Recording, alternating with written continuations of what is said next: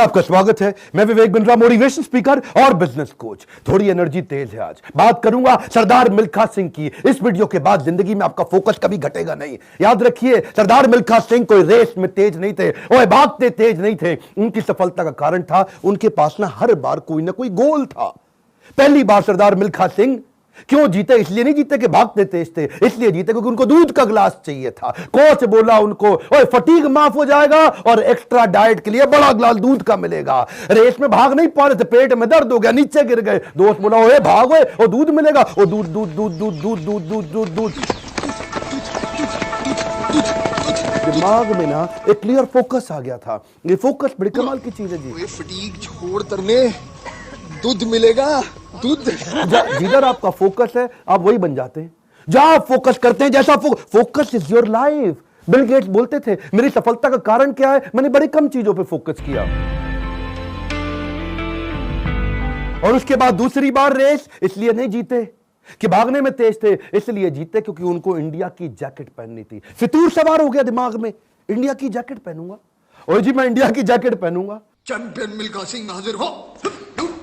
थप्पड़ खाया इस चक्कर में, बेइज्जती सही इस चक्कर में। बाद में कई लोगों ने उनको पीटा भी, घपाव में घाव हो गए। सबने मना किया, रेस में मत भाग, लेकिन इंडिया की जैकेट, इंडिया की जैकेट। दिमाग में फितूर सवार हो गया, इंडिया की जैकेट चाहिए। त्रासदी ये नहीं कि आप गोल अचीव नहीं कर पाए, आपसे बात कर रहा हूं। आपकी जिंदगी की त्रासदी ये नहीं है कि आप गोल नहीं अचीव कर पाए। आपकी जिंदगी की त्रासदी तो यह है कि आप कभी गोल ही नहीं बना पाए। सरदार मिल्खा सिंह हर बार जीते थे क्योंकि दिमाग में गोल क्लियर हो गया था। तीसरी बार फिर रेस कब जीते वो जानते हैं? पाकिस्तान में हरा करके आए थे रेस वो। वो क्यों जीते जानते हैं? 45.9 का गोल उनके कोच ने उनको लिख के दे दिया था। उसके बाद ऑस्ट्रेलिया में क्योंकि बेइज्जती करा के आए थे, वहां हार गए थे वो रेस में। उस हार के बाद 45.9 दिमाग में छाप लिया। कोच ने कागज पे लिख के दे दिया एयर इंडिया के 45.9।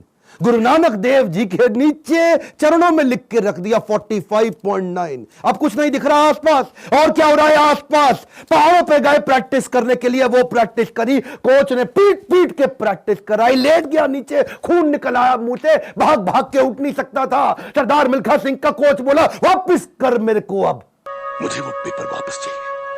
I want that paper back। फिर खड़ा हुआ, तू है आग मिल्खा, भाग मिल्खा।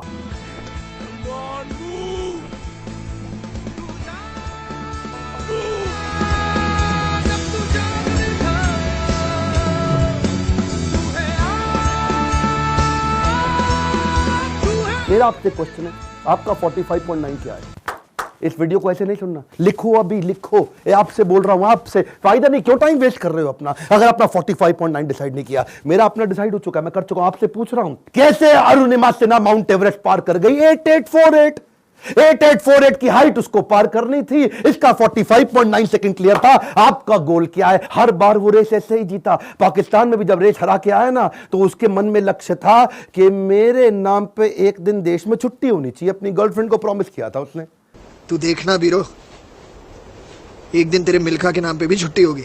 वो गोल क्लियर हो गया ना दिमाग में, है जी। पाकिस्तान में जाकर के हरा करके, और ऐसा हराया, फ्लाइंग सिख का नाम पड़ा उसका। अब मिल्खा सिंह का दूसरा लेसन पकड़ते हैं, आइडेंटिफिकेशन ऑफ डिस्ट्रैक्शन। ऑस्ट्रेलिया में प्री क्वालिफाइंग रेस में हार गया था। जानते हैं क्यों? क्योंकि ऑस्ट्रेलिया पहली बार गया था, गोरी गोरी मेमे देखी थी, डिस्ट्रैक्शन हो गया। उसको शाम को पार्टी में ले गए और वहां पे गाना गाने लगे, वुलमुल वुलमुल वॉन्डर, वुलमुल वुलमुल ओए।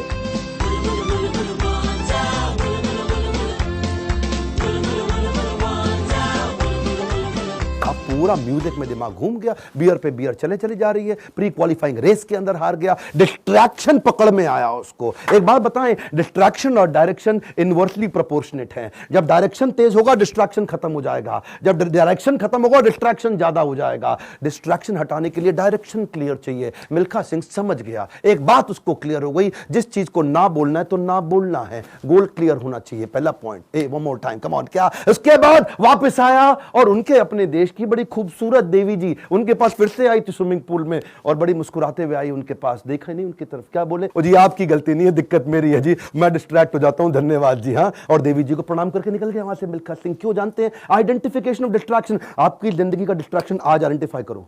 इस वीडियो को देख के टाइम वेस्ट नहीं करना, लिखना है। लिखिए, कम ऑन आपसे बोल रहा हूं, आज लिख लो डिस्ट्रैक्शन क्या है। आज बड़ा डिसीजन लेना है आपको।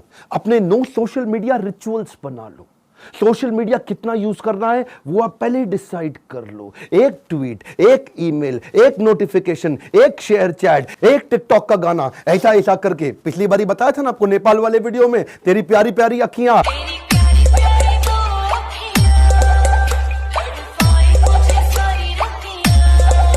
उसी चक्कर में कई घंटों निकल गए, हाथ से पूरा टाइम छीन करके ले जाएगा आपका वो डिस्ट्रैक्शन। इस डिस्ट्रैक्शन को आइडेंटिफाई करो, अपने आप को डिसिप्लिन बिल्ड करने के लिए नियम बना लो, कुछ नियम बना लो। सोशल मीडिया दिन में केवल 15 मिनट, शाम को 8 बजे के बाद मोबाइल कभी छूंगा ही नहीं, सुबह 9 बजे से पहले केवल अपने ऊपर काम करूंगा, अपने आप को ट्रेन करूंगा, मोबाइल को टच भी नहीं करने वाला। आप मोबाइल को लेकर के डीएनडी लगा दो, डू नॉट डिस्टर्ब लगा दो, एयरप्लेन मोड का डिसिप्लिन ले आओ, एयरप्लेन मोड को प्रैक्टिस करो। दिन में कोशिश करो 24 में से 16 घंटे एयरप्लेन मोड।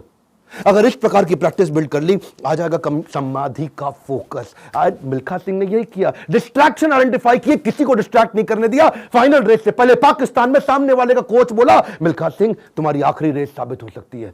क्या बोला मिल्खा सिंह? दौड़ूंगा भी वैसे ही। मिल्खा सिंह, यह आपकी जिंदगी की आखिरी रेस साबित हो सकती है।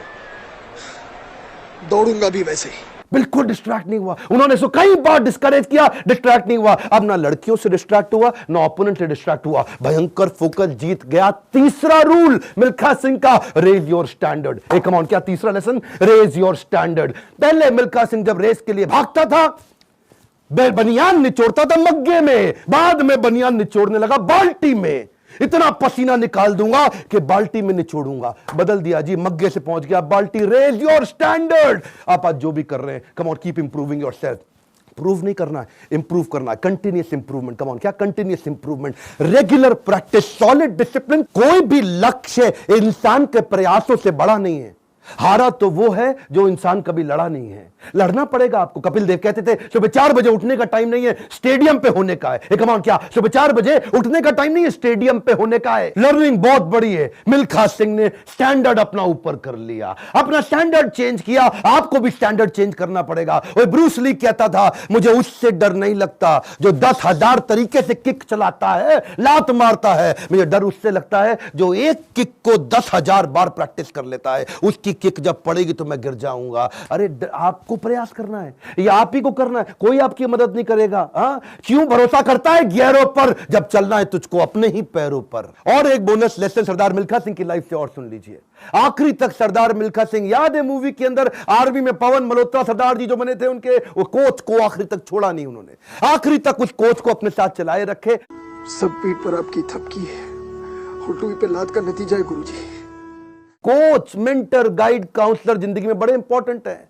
हमेशा बोलते रहे सरदार मिल्खा सिंह, और मैं 80 में 77 रेसे जीत गया, लेकिन सारा क्रेडिट दूंगा अपने कोच को और इंडियन आर्मी को जिसने मेरे को बंदा बनाया है। बड़ा इंपॉर्टेंट है जी लाइफ के अंदर कौन सा कोच और कौन सा काउंसलर जो आपको सिखाता है, जिससे आप सीखते हैं। ऐसे ही कई कोच काउंसलर मैं लेके आया हूं अपने एवरीथिंग अबाउट एंटरप्रेन्योरशिप प्रोग्राम में। इसके बारे में खोल के बोलूंगा। क्यों? दुनिया का सबसे अफोर्डेबल प्रोग्राम, इससे कम पैसों में इससे पावरफुल प्रोग्राम कभी दुनिया में हो नहीं सकता। आपको पैसों की जरूरत पड़ती है अपने बिजनेस के अंदर, HDFC के केकी मिस्त्री वाइस चेयरमैन हमारे साथ आ गए हैं आपको सिखाने के लिए। आपको लोन चाहिए अपने बिजनेस के अंदर, निर्मल जैन। कौन है निर्मल जैन? IIFL के चेयरमैन, इंडिया इन्फोलाइन के। वो आकर के आपको हमारे साथ में सिखाएंगे कि मार्केट से पैसा कैसे लेके आया जाए। आशीष चौहान, बॉम्बे स्टॉक एक्सचेंज के vice chairman, CEO, managing director, वो आकर के आपको हमारे साथ सिखाएंगे कि बॉम्बे स्टॉक एक्सचेंज में कंपनी को लिस्ट करने के स्टेप्स क्या हैं। बॉम्बे स्टॉक एक्सचेंज में कंपनी का नाम लेके जाना आपकी बहुत मुश्किल काम नहीं है। आज अगर आपकी बहुत छोटी कंपनी है, 2 करोड़ का भी टर्नओवर है, 50 लाख का भी टर्नओवर है,